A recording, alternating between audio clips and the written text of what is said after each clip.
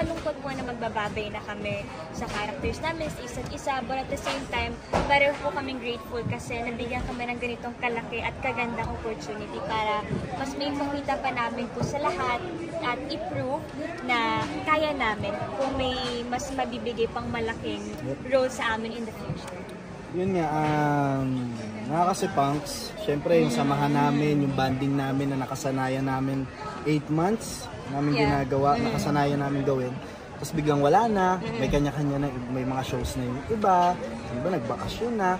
So, yun yung mamimiss ko. Pero,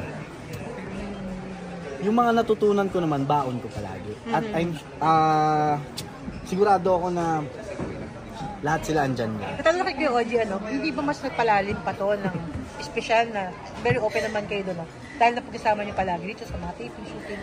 And what do you discover from each other? Discover? Wala po. Joke lang.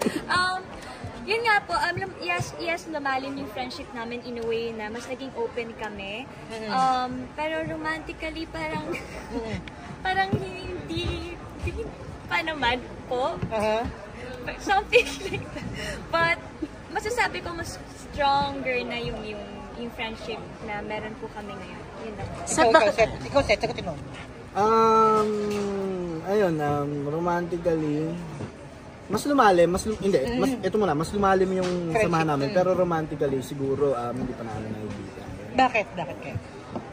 Gusto lang po talaga namin maging best sa ginagawa namin. And syempre, first, ito nga pong Dirty Linen, ito yung first project namin together on screen na makikita kami ng mga tao on screen. And parang this is the first show na parang somehow meron kami pinrove na kaya po namin together. Saka tumatanda kami. Yes. Hindi na kami yung, wala sa isip namin, uy tayo magka-partner, magjowa tayo. Yeah. Wala ka na sa ganong thing? Hindi namin naiisip. Actually, hindi namin naiisip. Pero,